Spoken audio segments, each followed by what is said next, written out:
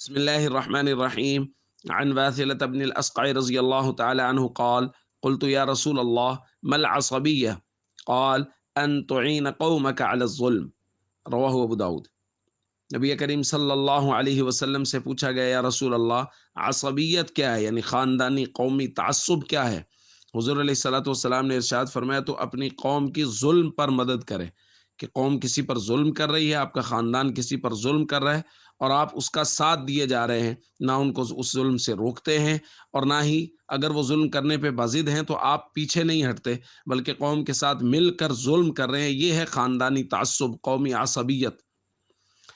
دوستو، ہمارے یہاں یہ بہت سارے مسائل ہیں، قومی عصبیت کا، خاندانی تعصب کا، زبان کے نام پہ لوگوں کو تقسیم کیا جا رہا ہے، صوبوں کے نام پہ لوگوں کو تقسیم کیا جا رہا ہے۔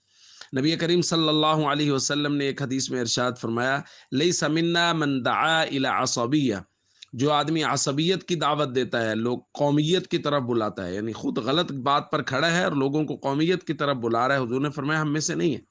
اور پھر فرمایا ولیس منا من قاتل عصبیہ، جو آدمی عصبیت اور تعصب کے بنیاد پر، صرف قوم کی بنیاد پہ لڑ رہا ہے، اس کو دین سے، مذہب سے، اسلام سے کوئی غرض نہیں ہے، حضور نے فرمایا وہ بھی ہم میں سے نہیں ہے۔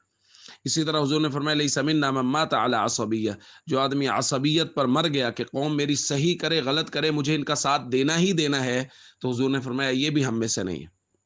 تو اس لیے اس بات کا خاص خیال کیا جائے کہ میں جس کا ساتھ دے رہا ہوں وہ حق پر ہے یا نہیں ہے، وہ میری قوم کا ہے یا نہیں ہے، یہ سوچنے کی ضرورت نہیں۔ ہاں، اگر آپ کی قوم کا بندہ ہے، آپ کے خاندان کا بندہ ہے اور وہ حق پر ہے تو ضرور ساتھ دیجئے، لیکن اگر وہ ناحق ہے، وہ غلط کر رہا ہے اور اس کا ساتھ دیا جا رہا ہے تو یہ عصبیت ہے، اور حضور علیہ الصلوۃ والسلام نے فرمایا جو عصبیت کی آوازیں نکالتے ہیں وہ ہم میں سے نہیں ہیں۔